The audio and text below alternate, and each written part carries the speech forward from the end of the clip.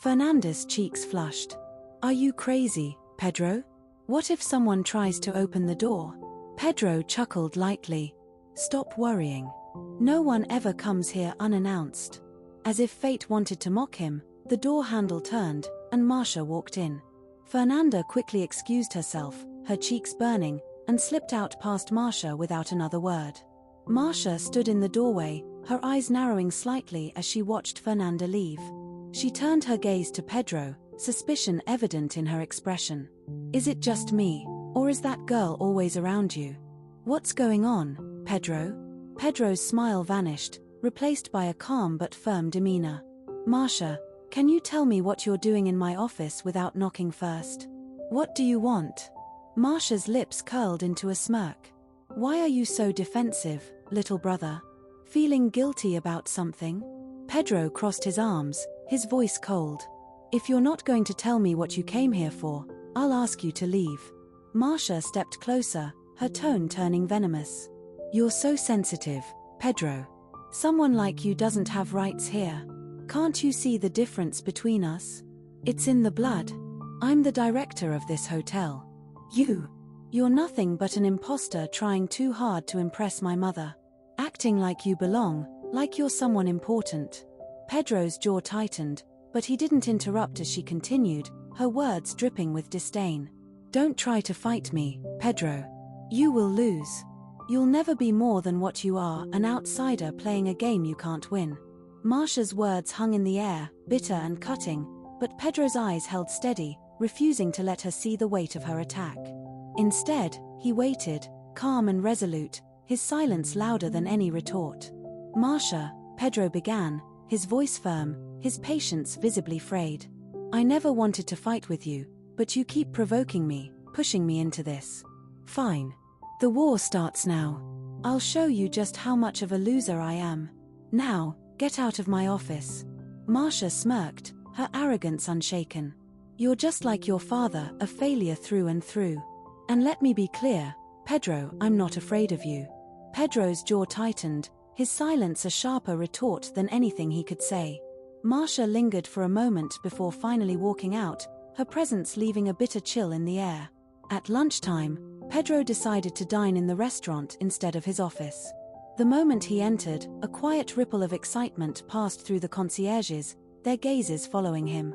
His presence carried a quiet charisma that drew attention without effort. But Pedro's focus was singular, he only had eyes for Fernanda. As she approached his table, maintaining her flawless professionalism, her voice was warm but composed. Good afternoon, Pedro. What can I get for you today? Leaning in slightly, Pedro spoke just low enough for her to hear, a subtle smile playing on his lips. I'm here because I missed you. I just wanted to see you. Fernanda's cheeks flushed faintly, but she maintained her composure. In a hushed tone, she replied, Don't do that to me, Pedro. I miss you too, but we're at work. Please, tell me what you'd like for lunch. I can't linger here. Pedro chuckled softly, his voice teasing but restrained. I didn't realize you were this cautious. You're even more beautiful when you're flustered. Fernanda gave him a quick, knowing smile. Pedro, the order? Fine, he said, his smile widening slightly. I'll have a Caesar salad, chicken parmigiana cut into strips, the soup of the day, and a Coke Zero. And don't forget, we have dinner tonight. Her gaze softened, though she kept her voice professional. How could I forget? I'm counting the hours. Pedro watched her walk away, his expression a mix of admiration and anticipation. The following day, Pedro received a call from several European hotels interested in joining the outsourced management consultancy program. The initiative was proving to be a resounding success, and the inquiries reinforced Pedro's vision for expanding the Royal Hotel's global reach. The momentum invigorated him, and despite the mounting pressures of his responsibilities, his relationship with Fernanda grew stronger with each passing day. Their moments together, though fleeting, became a sanctuary of warmth and connection. 2 weeks later, something caught Pedro's attention as he arrived at work. Near the Royal Hotel's garage was a separate parking area reserved for employees, complete with a small relaxation space, a few benches shaded by trees where workers could take their breaks. It was usually quiet, occupied only by familiar staff members, but that morning, Pedro noticed something unusual. A man sat on one of the benches, his posture casual, but his presence unfamiliar.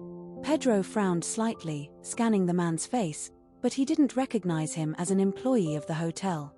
After parking his car, Pedro glanced back at the bench, but the man was gone. He lingered for a moment, his curiosity piqued and his instincts uneasy. Dismissing it for the time being, he headed toward his office, resolving to keep an eye on the area in the coming days. Whenever Pedro got out of his car, the mysterious man was nowhere to be seen. Confused and curious, he began asking hotel employees if they had ever seen the man sitting in the recreation area. The responses were all the same, no one recognized him. Some even mentioned that they rarely used the space in the morning, as it was primarily for breaks during their shifts. Pedro grew more suspicious but didn't allow himself to jump to conclusions.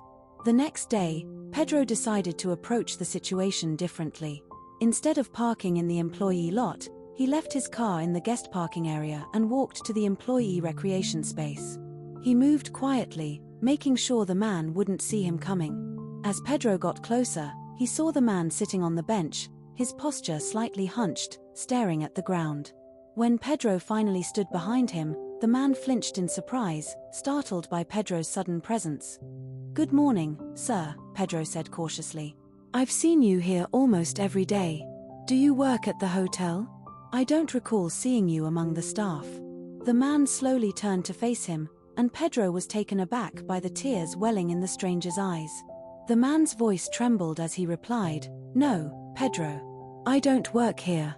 The moment Pedro heard his voice, a flood of memories washed over him. He was a child again, his father gently waking him up to have breakfast before school. The familiarity of that voice stunned him. He stared into the man's face, his heart pounding.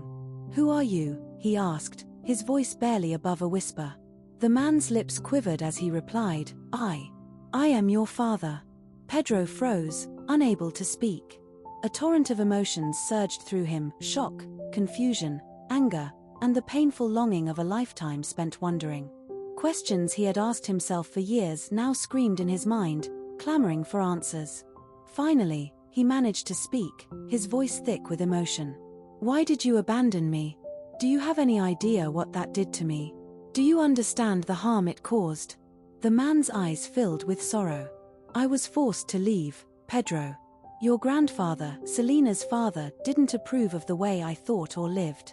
When I worked at the Royal Hotel, I spoke to the employees about their rights.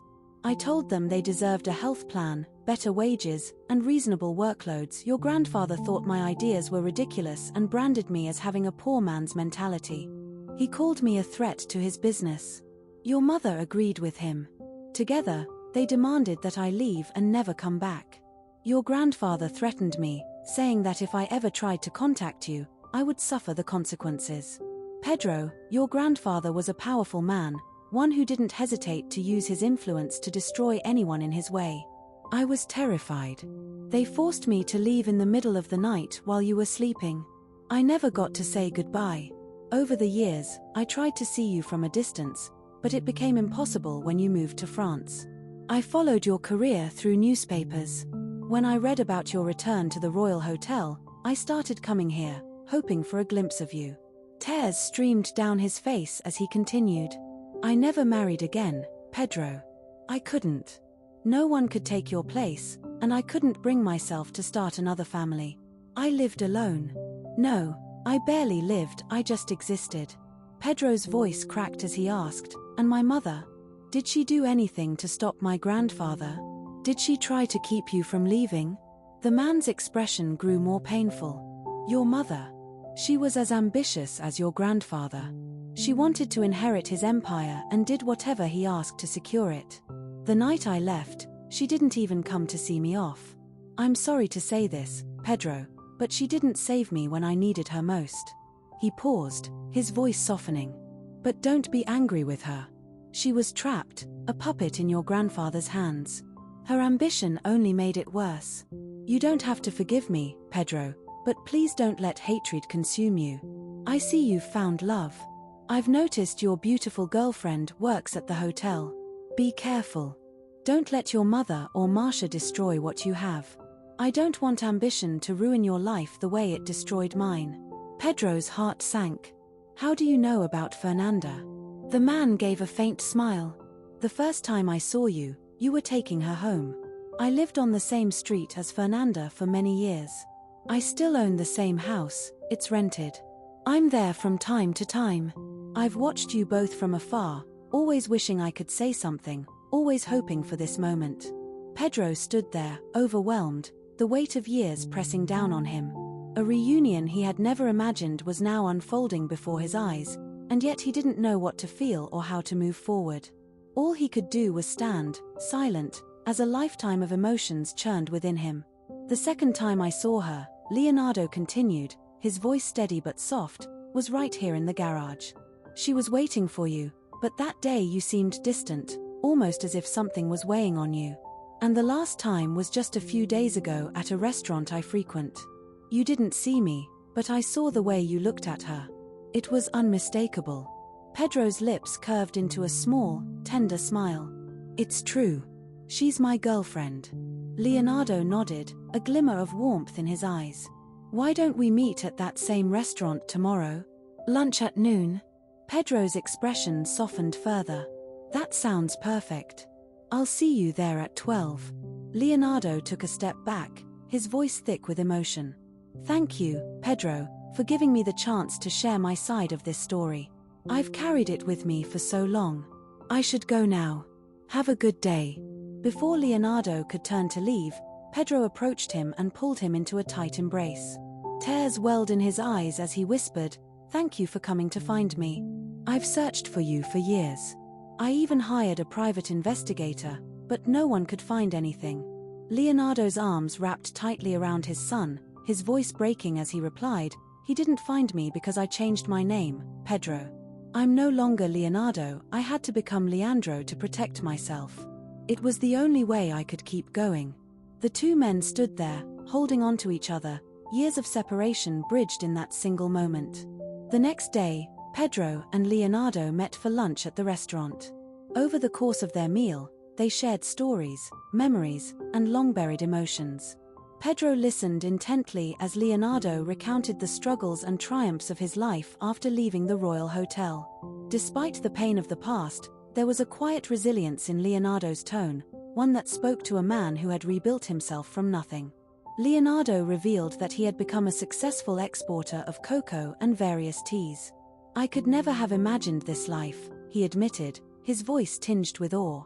"After everything I went through, I didn't think it was possible to succeed, let alone thrive." Pedro's admiration for his father deepened. Leonardo extended an invitation. "Why don't you and Fernanda come to visit my farm? It's where I grow the cocoa. The farmhouse is large, comfortable, and private. Only my brothers and uncles ever visit, and I wouldn't say a word to anyone if you preferred to keep this between us." Pedro nodded. "I'll talk to Fernanda. I think she'd love that."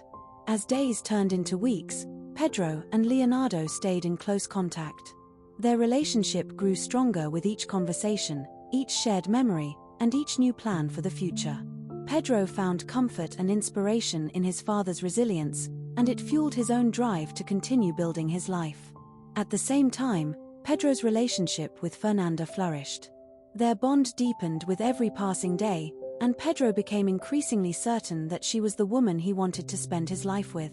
Their affection was apparent to anyone who watched them, a love so genuine it seemed almost otherworldly. The way Pedro treated Fernanda didn't go unnoticed. His kindness, care, and unwavering devotion toward her felt like something out of a fairy tale. And for Pedro, every moment with Fernanda felt like the beginning of a story he never wanted to end. Pedro made the decision to buy a house of his own, finally leaving Selena's home. For Marcia, this was nothing short of a victory. The idea of Pedro being away from Selena thrilled her.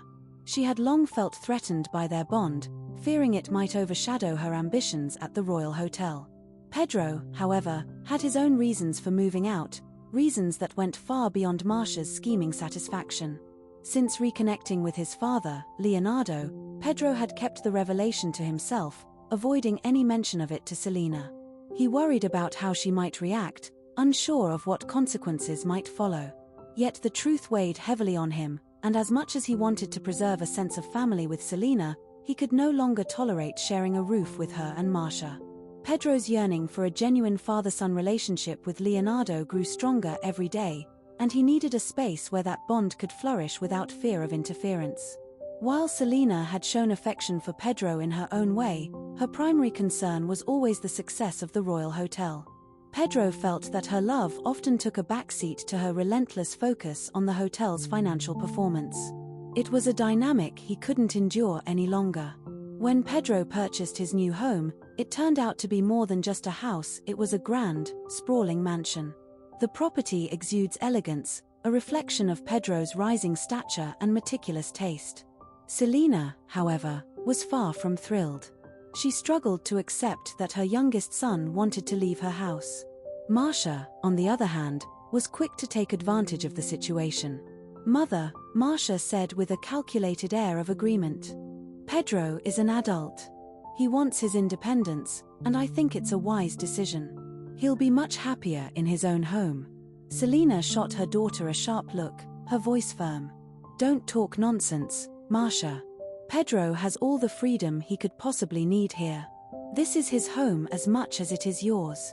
Pedro, who had been quietly observing the exchange, finally spoke up, his tone steady but resolute. "For the first time, Marcia, you've said something I agree with. I do need my freedom, Mom. But don't worry, I'll still come by to see you. And of course, we'll see each other often at the hotel." Pedro's decision to buy a house wasn't made lightly. He had several reasons for wanting a space of his own. First and foremost, he wanted a private place where he and Fernanda could spend time together without fear of being judged or scrutinized.